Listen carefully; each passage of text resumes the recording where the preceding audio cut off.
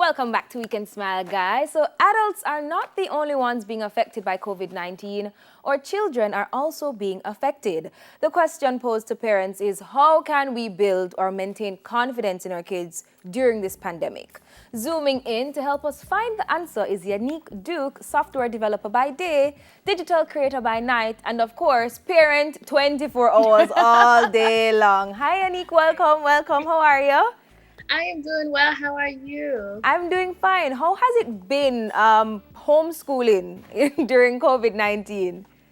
It has definitely been interesting. I think we all are getting used to our new normal, as they call it, trying to juggle working while also playing teacher. Do you find it easier with the fact that you have two boys as opposed to having one child that is completely No. dependent on you? No, not at all. Because, each child has their own set of things that they have to do, that they have to be responsible for. So it's a lot of, juggling who needs to be where and making sure that the other person is staying focused and staying on task when you're not looking to. But I mean, how probably, because I'm sure a lot of things have been adjusted in terms of your parenting style and just managing the personalities, especially when they're not out going to school anymore, but they are at home for most of the time. How has parenting been overall? Parenting has definitely changed, right? Because like you said, there's less of us going out and being busy and having to deal with shuffling back and forth between all the activities. It's you and your child all the time at home, especially since we're trying to keep them safe. So it really just comes down to, I think, finding time still for you as a parent, just so that you can better manage them and have more of yourself to give to your kids, because you don't want to just pour from an empty cup all the time. That is totally so get you. important. Don't Very. pour from an empty cup. I know that in my case, my daughter has gotten so much more emotional. She really has. So much more emotional. And so little things that I think that she should be able to do on her own, she starts asking for help with. Yeah. Is it a situation where what can we do to reassure them that they are capable? How can we build their confidence?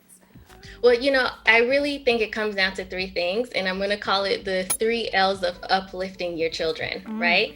So the first one is just listening to them, right? The second one is letting them struggle, which is basically what you're going through right now. In order for our kids to really have that boost of confidence, we have to allow them to go through those struggles and learn their lessons through each thing. Right. Like, for instance, my child, he's having trouble with opening water bottles. And it's so quick for parents just to get in there, open the bottle for them and let them go, right? But just allowing him to figure out what works for him, right? Because my tactics didn't work. So he had to figure out exactly how to grip that bottle himself and how to Poor open thing, it. I Get so angry and probably frustrated and just sad.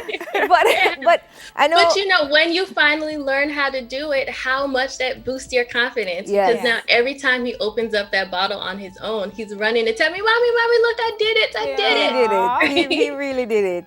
Right. So that's key. Just let them struggle. Let them figure out that journey. And then the third L is loving yourself, because as a parent, our children tend to model our behavior. So if we ourselves are not confident, they are going to see that. And if we are talking bad about the same characteristics that they share, of course, they're not going to feel the best about themselves either. True. Totally get That is Yanni. But true. have you seen any changes in your children during this pandemic, whether it's emotionally or even probably physically?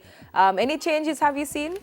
Yes, for sure. And it's interesting because both of my kids are completely different. So my oldest child has become a little more withdrawn, because he's usually Mr. Extrovert when we're out in public. He loves meeting new people, always getting new friends. But now, because he spent so much time at home, when we do go out now, it's actually a little bit of a struggle for him to go up to people and say hello, right? And then, of course, he's also scared of being sick with all of the news that they've seen. So that has been an interesting one that I did not see coming. So that's actually very interesting. Yeah. And I think sometimes us as adults, that happens to us too, because we are more conscious and cautious of just people on a whole. And even if we are extroverts, we have to be a little bit more introverted now, simply because of the times, the times that we are in. But I'm sure that as a parent, you've had to actually find yourself probably reassuring him a little bit more, say, hey, it's gonna be okay. Yeah. Don't worry about it too much, just be safe.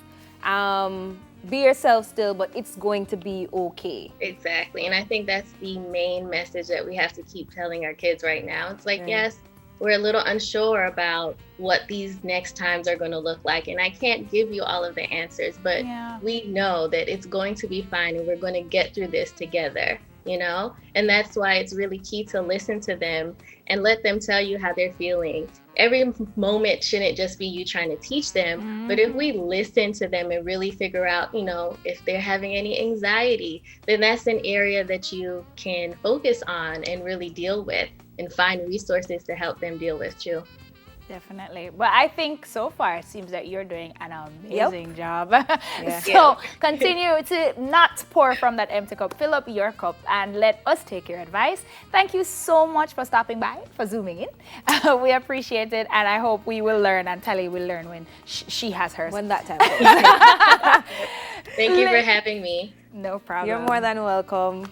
Listen to your children and try building your own confidence, because they're always watching. That was Unique Duke, software developer, digital creator, and of course, supermom. Woo-hoo. Who named Coco Moon?